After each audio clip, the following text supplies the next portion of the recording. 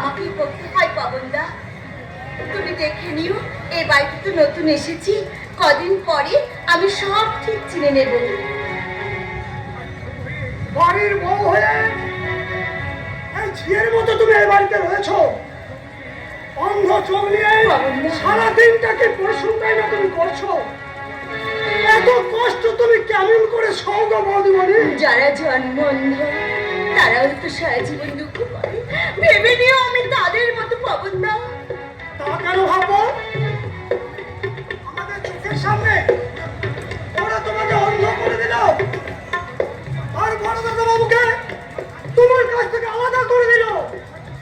এসব কি সহ্য করা যায় না? চাকর হলেও আমি তো একটা মানুষ। তুমি বৃথাই আমার কথা ভাবছো পাবনদা, তুমি বৃথাই আমার কথা ভাবছো। আবার পিছনে ভুল ত্রুটি দেখলে মা তোমাকে শাসন করবেই, আর সেই শাসনটুকু যদি আমি সহ্য করতে নাই পারলাম, তাহলে আমি কেমন মেয়ে পাবনদা?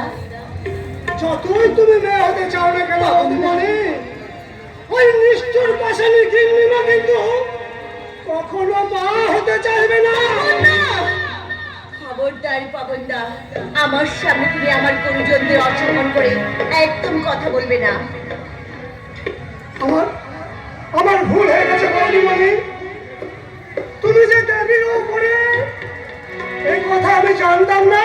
পাবনদা, তাই ভগবানের কাছে প্রার্থনা করি, তোমার মতো দেবী যেন একটু সুখের মুখ দেখতে পাই গো। পাবনদা, একটু সুখের মুখ। পাবনদা, পাবনদা, আমার দুঃখের কথা ভেবে লোকটা ওই সরল সরল মানুষটা চোখে জল ফেলে